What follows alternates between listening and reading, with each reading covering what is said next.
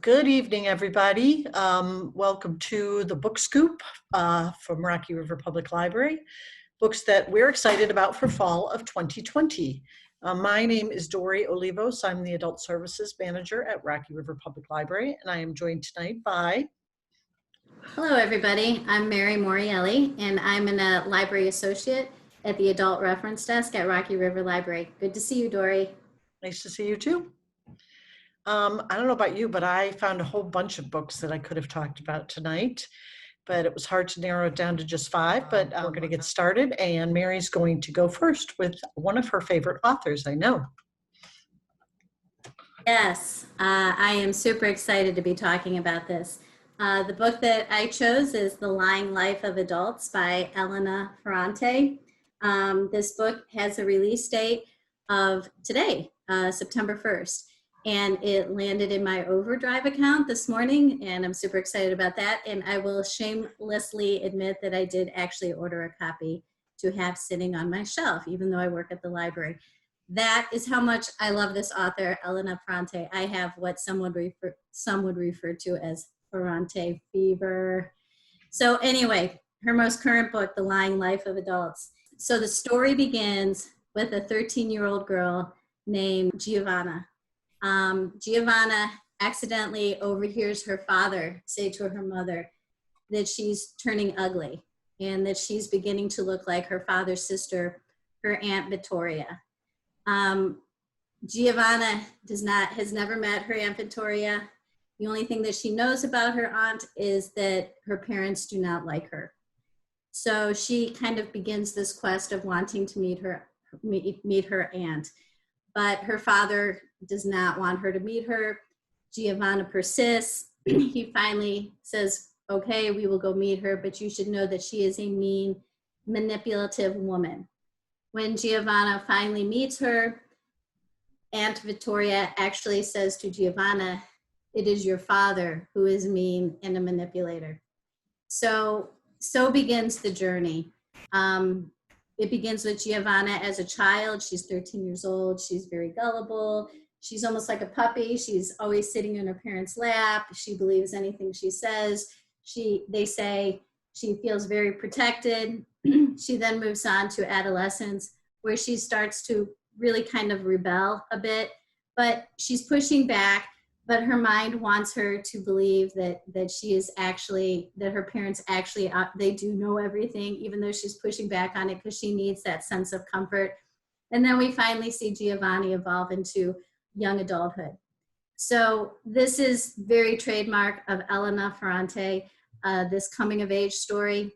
It does take place in Naples, and she also writes a lot of her novels about Naples.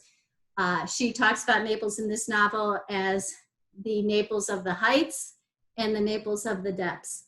And Giovanna is born and raised in the Naples of the Heights, which is a more refined area. And the Naples of the Depths is in a kind of a more rougher area. As Ferrante would say, it's a more vulgar area.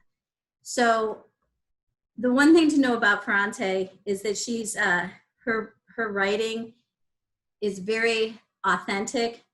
Her voice is very authentic and true. And that's what makes her characters so, you feel so connected to her characters. And when she writes about Naples, she almost makes Naples feel as if it's a character in itself. So I highly recommend that you pick up this novel. I hope that you will enjoy it. Nice. Thanks, Mary. I'm going to talk about Monogamy by Sue Miller. Now, I know Sue Miller has written quite a few books. It says she's written, I think, 10 or 11 books. So this is her latest one, and I've never read her before. Have you ever read anything by Sue Miller? I haven't, but she does sound familiar to me. Yeah, I think she does a lot of stories, domestic fiction kinds of stories. She's recognized for her elegant and sharply realistic accounts of contemporary family. So that's why I kind of chose this one, because I do really love a good family story.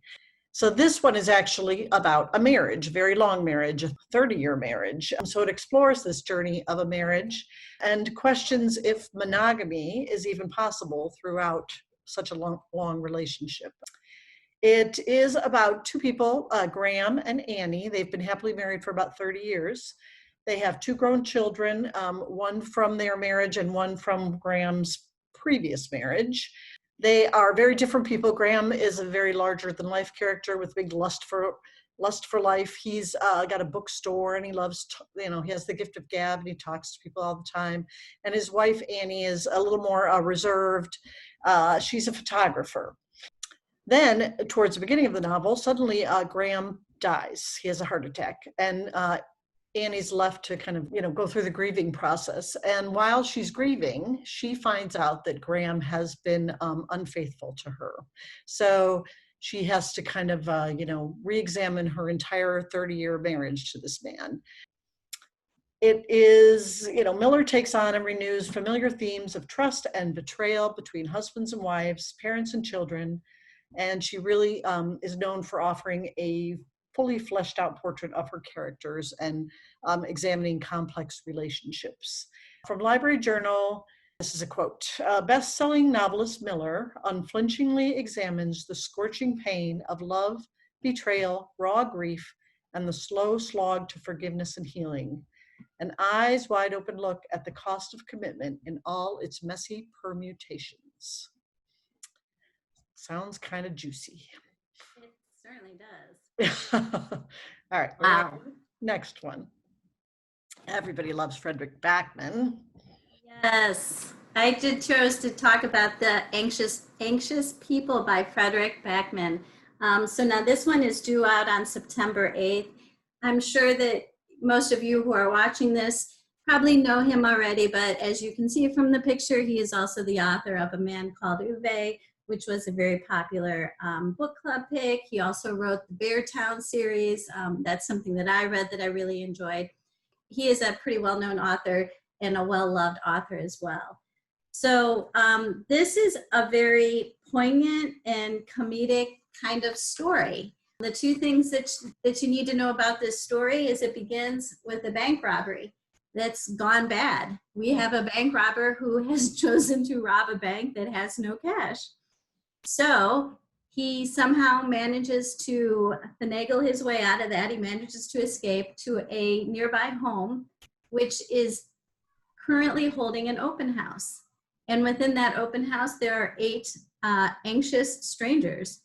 And so what we have is a failed bank robbery that has gone to a hostage situation with what seems to be the 8 worst hostages one could possibly have. So the bank robber he's not having a very good day. So the book is truly about human connection, how people connect with each other, how they get along with each other, how they impact each other.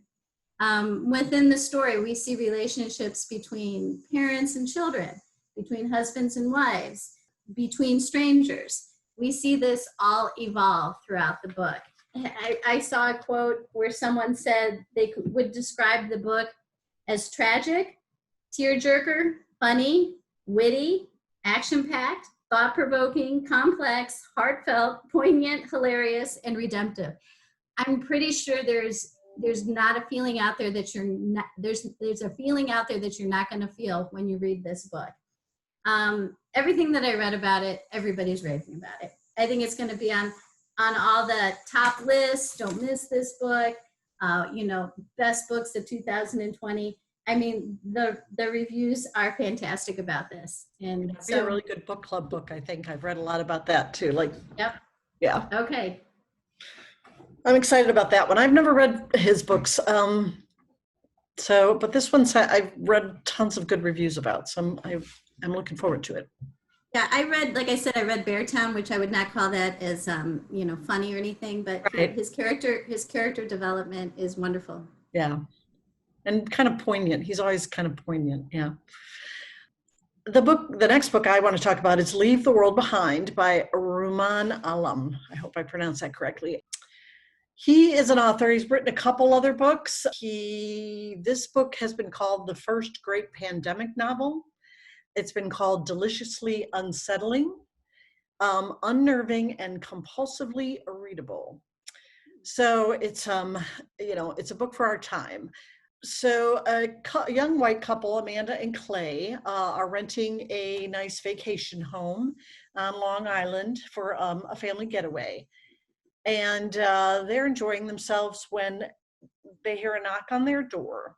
The owners of the house have arrived in the middle of the night after fleeing New York City, claiming that there was a blackout there, and they need a place to stay.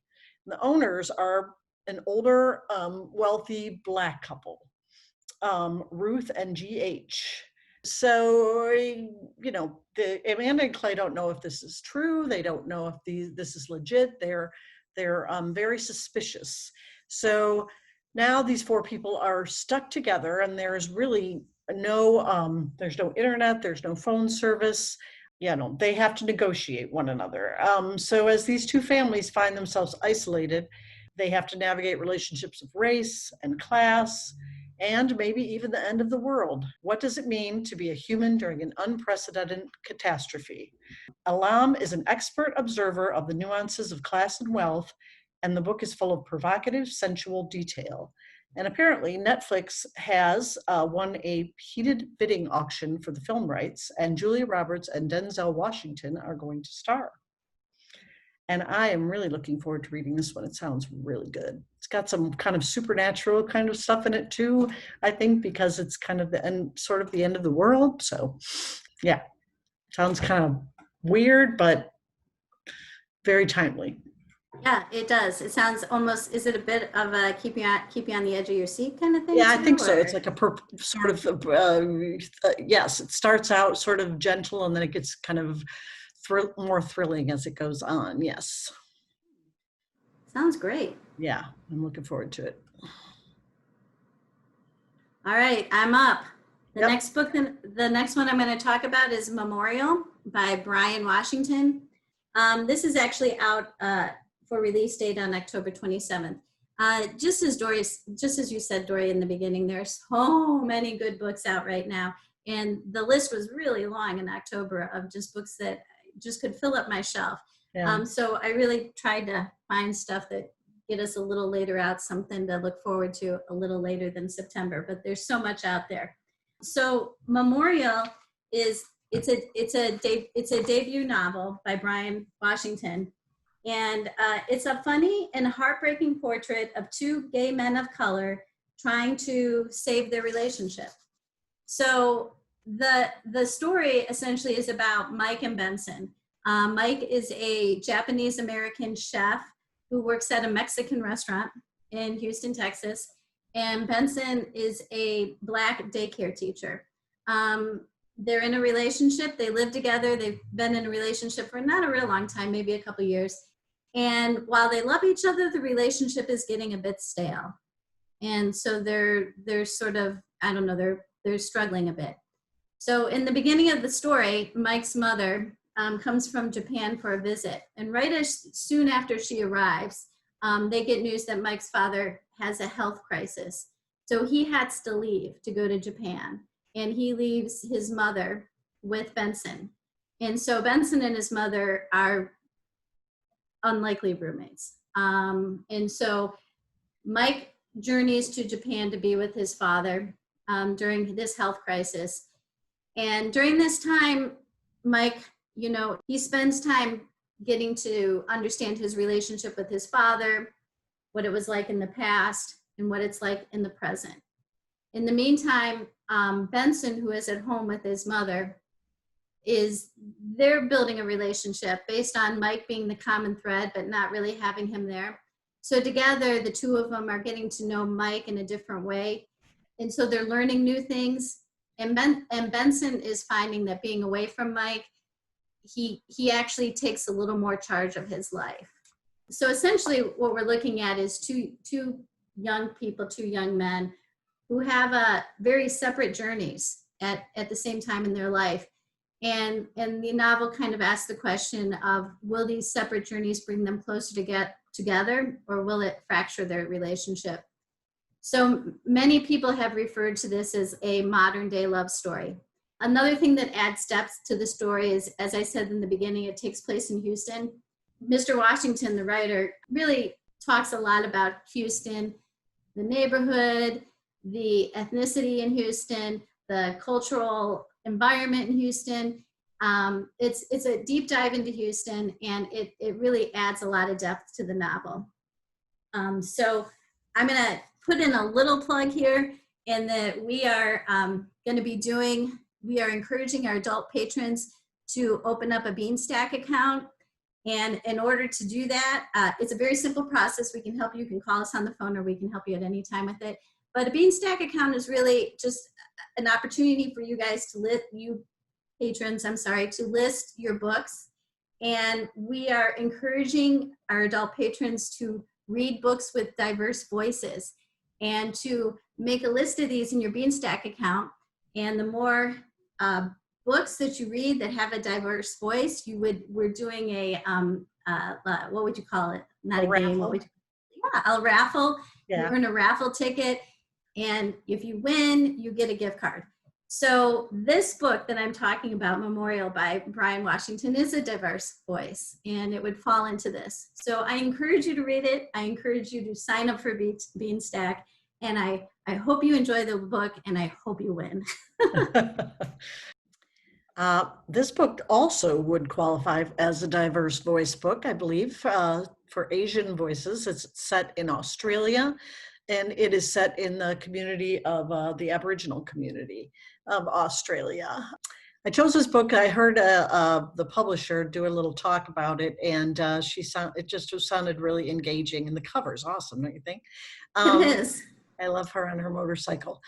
This is Too Much Lip by Melissa Lugashenko. Now, Melissa is, she's an Australian author, like I said. I think she's of European and Aboriginal descent. And she's written a few other books, some young adult books as well as adult books. But this one, I think, may be the first one that has been published by an American publishing company. And it did win Australia's Miles Franklin Award. So this book is, like I said, set in Australia.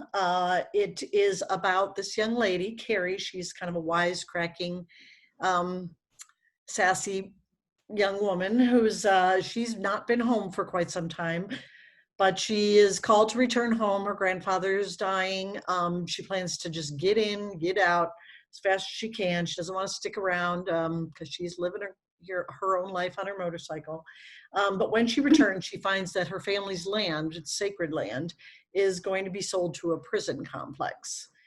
And so she ends up sticking around, and the family, begins to fight with each other about whether they should sell or not sell. They need the money, but, it's sacred land. So it brings up all sorts of old family secrets, and it deals with the legacy of wrongs committed against the Aboriginals and its effects on generational trauma. So there's a lot of, there is a lot of strong social issues in this book, homelessness and alcoholism, that kind of thing. But I think it has its funny moments as well. So if you're looking for a book with a really good central character, a strong plot that moves quickly, deals with social justice and teaches you about, a new place with a, incredible setting. I think there's even a little romance. You might like Too Much Lip. This is what the Sydney newspaper said about it. Sydney Morning Herald. Because this is an authentic voice writing about what it means to be an Indigenous Australian in contemporary times, Lugashenko has taken on the tough issues that come with generational trauma. Displacement, incarceration, abuse, racism, substance abuse, poverty, marginalization. She doesn't shy away from it, nor is she preachy or bitter. She does it with humor, satire, dialogue, with the kind of wild wit that can come with profanity. It is the voice of her people, her world. Measured and layered, the comedy leavens the tragedy. The great achievement is finding the balance, the redemption and understanding. So sounds like a hip historical piece of fiction. Yeah, I mean, it's contemporary, but Right. it sounds kind of like yeah. I don't know. I think the illustration makes it look very modern and It does. yeah. Great, thank you. Sure. Oh, okay. So the next book that I'm going to talk about is White Ivy. And this is another debut novel. It's by Susie Yang, and the release date on this is November 3rd. So the main character that we meet is Ivy Lynn. And right away as a reader, we can see that Ivy is a thief and a liar. she's a young girl, and she has learned to pilfer from her grandmother, of all people. Together, they go to yard sales and like secondhand stores and steal things. She's growing up outside of Boston, and the things that she has stolen, kind of make her this look as if she's a kind of cool teenager. And what it most importantly does is it attracts the attention of Gideon, a golden boy from a wealthy political family that Ivy so yearns for. So this is all happening again, like she's a young teenager, and there's an event or a party, and the mother, not the grandmother, but the mother catches Ivy lying or thieving in the act, and her punishment is that her mother sends her to China. So that happens. Fast forward years later, Ivy is back in Boston, and lo and behold, she runs into Gideon's sister. And so instantly, she reunites with Gideon, and she really sinks her claws into their family. She immerses herself in everything that they do. And she feels like it's finally happening. It's finally working. Like I'm getting everything that I want. And then there's a twist. So obviously, I'm not going to go into all the twists and turns. There are many. This is, I guess one could say this is yet another coming of age story, which is my wheelhouse. I love those stories, but this is definitely a much darker tale. Ivy is not a likable character. However, you will end up understanding her. The thing that, I know I've said this already today, but again, what brings depth to the story is the story of an immigrant, really. And it talks about 3 generations of women. There's the grandmother, the mother, and Ivy. And these 3 relationships, these 3 women across 2 continents. So that adds a whole nother layer to the story. So check it out. That one sounds good too. All right, so usually I'm a fiction reader. I don't read a lot of nonfiction, but I do like a good memoir. So this one drew me in because it's a memoir, because it's about a dysfunctional person. And then I read a little bit about it and I'm like, ooh, I think I need to read this. So it's a brutally honest look at how years of group therapy helped the author, Christy Tate, deal with her eating disorder, self-doubt, and intimate relationships. It's the story of transformation and the strength found in strangers who become family. I do, I'm going to read what one reviewer wrote because it really describes it, captures it really well. So, I didn't expect to be sucked in with honest and raw depictions of emotional vulnerability and desire that were at times enticing as a trashy romance novel, at times the deep resonance of a philosophical revelation, at times a startling mirror reflecting me back to myself. A brilliant and successful woman with ideation and an eating disorder, I ached for the outbursts Tate admits to having and the unconditional love and support her group gave her. I felt every pang of this book, and it's probably going to end in me joining a group myself. Thank you, Christy Tate. So yes, this one is just, a very open discussion of her, her eating disorder, years of therapy, and I just think it's going to be an addictive read. Sounds like it. Yeah. And I will go to the next one. All right. So the nonfiction story, the nonfiction book that I chose to talk about is A Knock at Midnight, A Story of Hope, Justice, and Freedom by Brittany K. Barnett. Gosh, I always get nervous talking about these nonfiction books because I don't want to get it wrong because they're important. Right. Well, all books are important, but you worry about the nonfiction stuff. So Brittany, the author of this book, Brittany, was a law student when she came across a case that would change her life forever. It's Sharonda Jones is the name of the woman who is a part of this case. This book is essentially about drug sentencing. It's essentially about the war on drugs in the 80s and the 90s. And it basically, if you remember, the drug sentencing in the 80s and the 90s was nearly out of control. People were going to jail and getting life sentences for a low-level drug crime that people weren't sentenced that harshly for murder at the time. And what was going on with many of these women was that they had chosen to go after the girlfriends of the drug dealers that they felt were harboring these criminals. And what the court system and what many people didn't realize is that many of these women were in very abusive relationships or they were drug addicts themselves.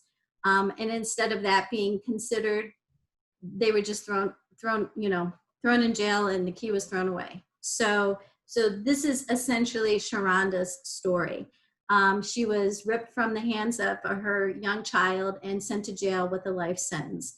And Brittany came upon this, and the interesting thing about this is the reason why Brittany, the author, took this on is because she had a similar upbringing.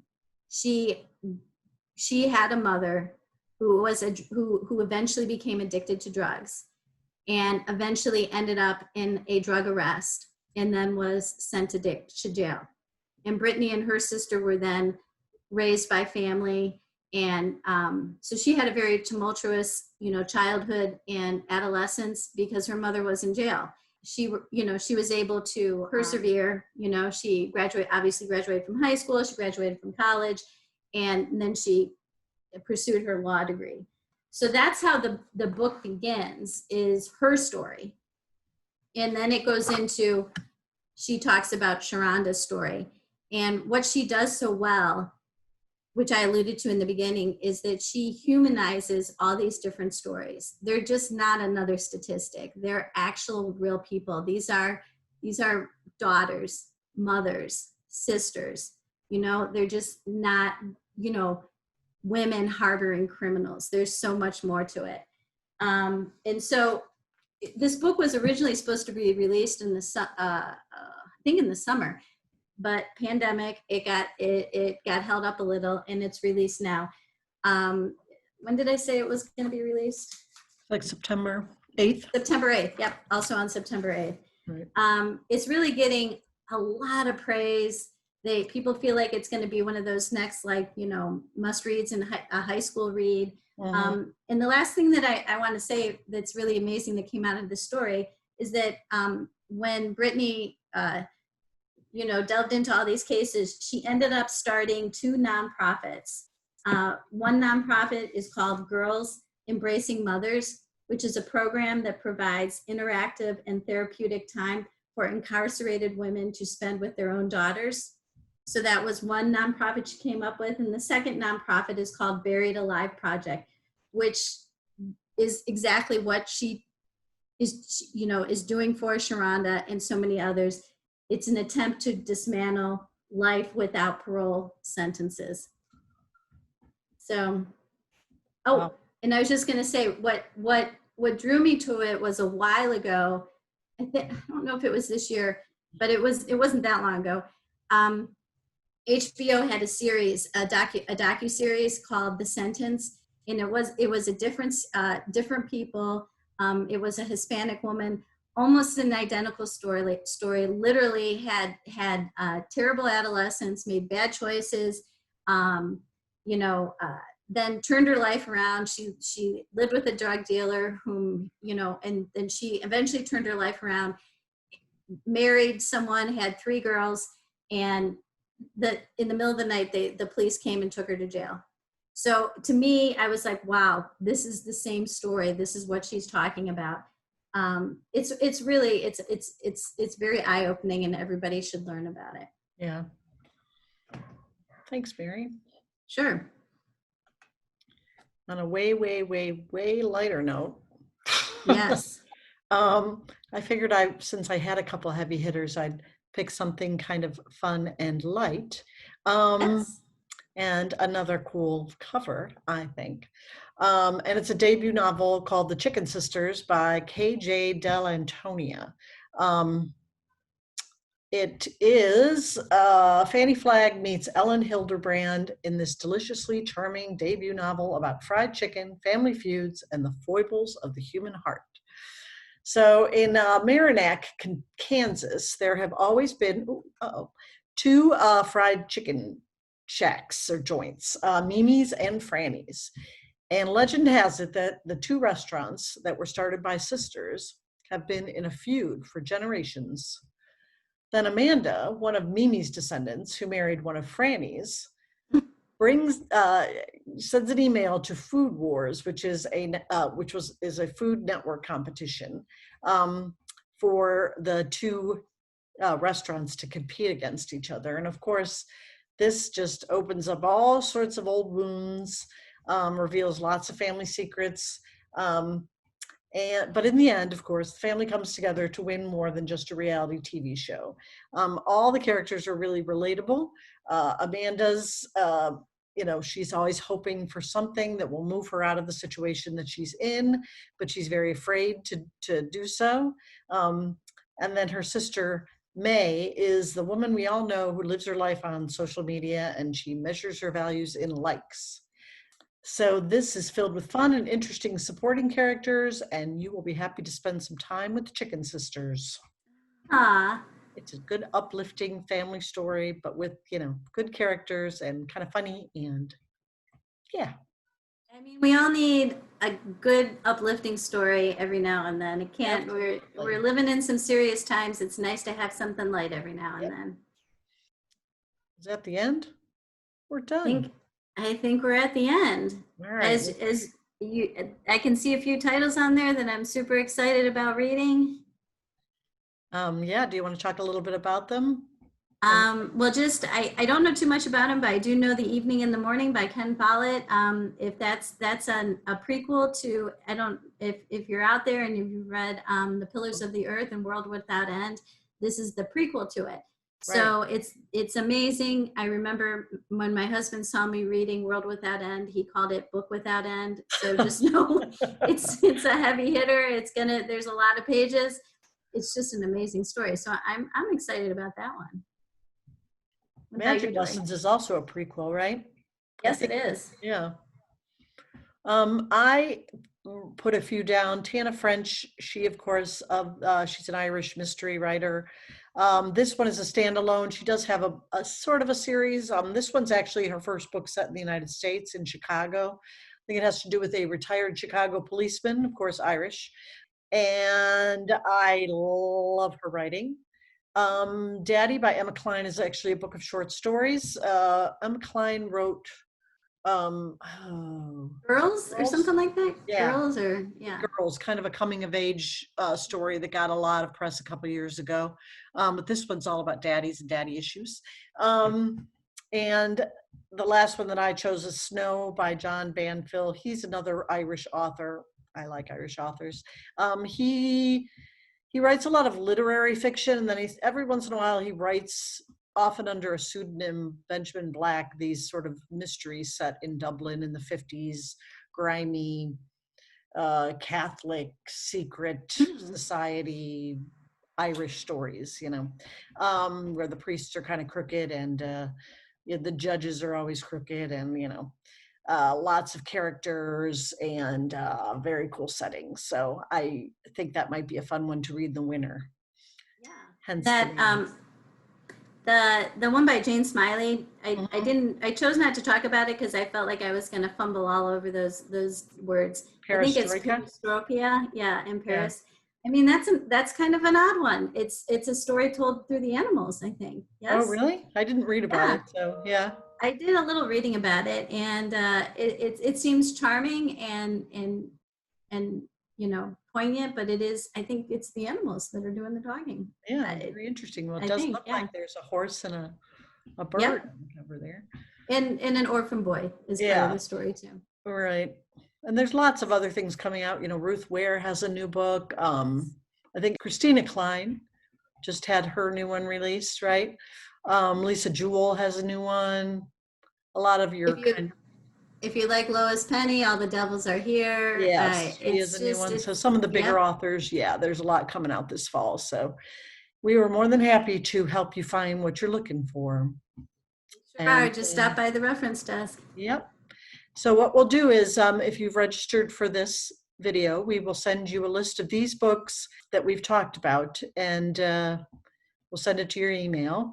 And make sure you check out our website and join the Beanstack Reading Diverse Challenge, and earn some tickets and get entered into our raffle. All right, thanks for joining us. We really appreciate it. Thanks, Mary. Yep, it was good talking with you, Doria. You know how I love to talk about books. I know, me too. All right, have a good night. Bye.